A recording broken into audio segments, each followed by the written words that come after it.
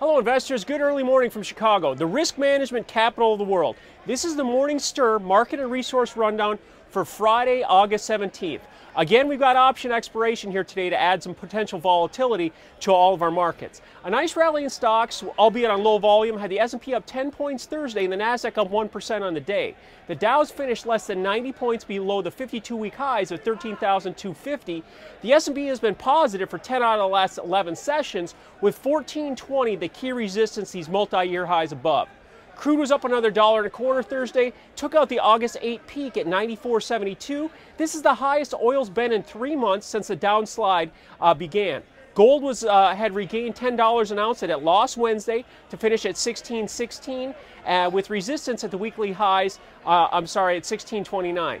Bonds continued losses with another half-point drop on Thursday to add to the slide below from 149 down a week ago Friday. We've seen a reversal top in the bond market, and we're approaching the 3% for the first time since the beginning of May.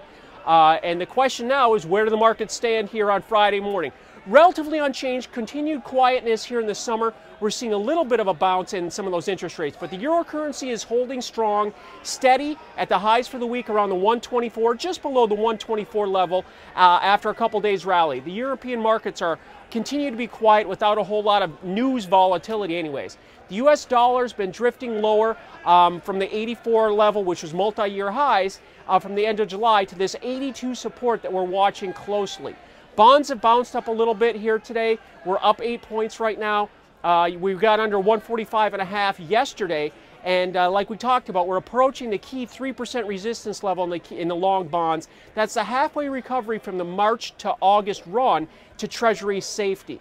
Gold is down $4 right now this morning at 16.15, with the overnight highs at 16.21. 16.30 remains the resistance level to keep an eye on. The major action's been in platinum, with platinum up $60 in the last 2 days with the strike in Africa. Crude's coming in lower, down 50 cents, still above 95.30. The rally reversal lows June 29th have seen a 20% rally in the last 6 weeks. So as we get started here this morning, we're looking here at the S&P futures E-minis right now, down 1 at 14.12. The highs yesterday, 14.15, to keep an eye on. Dow futures are down 4. NASDAQ futures are down 3 points with an hour to go before the stock market open.